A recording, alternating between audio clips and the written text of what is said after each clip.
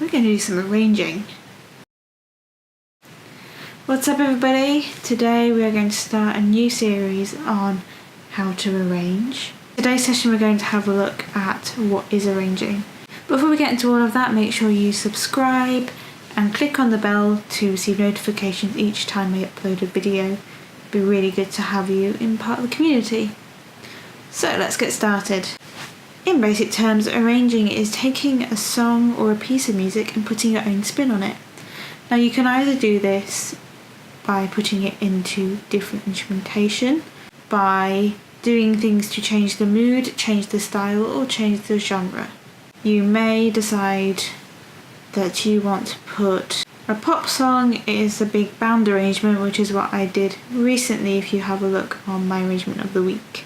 When I do these types of arrangements, I like to use reduced scores or piano and voice if it's a song.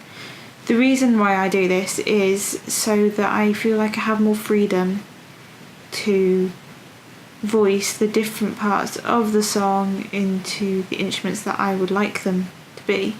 This gives me a bit more flexibility, and I start to put the main melody line into different instruments so that everybody gets a fair share of the line, because there's nothing worse than being that one instrument that has to play the same note over and over and over again. I have been there, I am a cellist.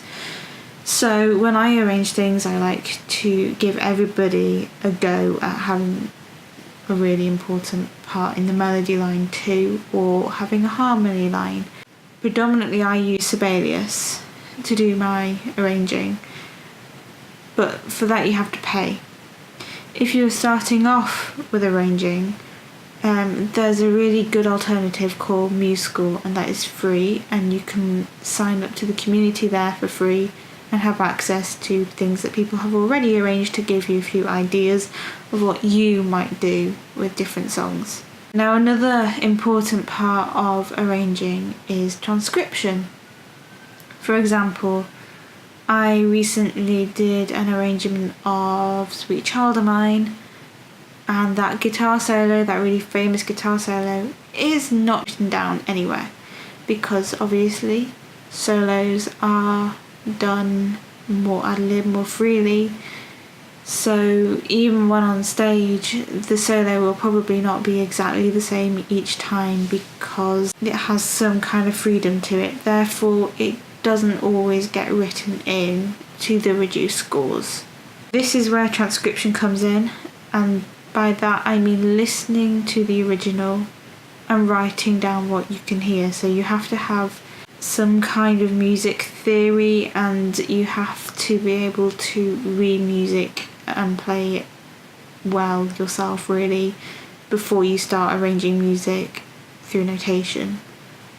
Of course, if you think about bands who do covers of songs, they are technically arranging things, they're just not writing it down, and that is cool too. That is also a form of arrangement, because they are writing a version of that song that fits their band and sometimes their genre.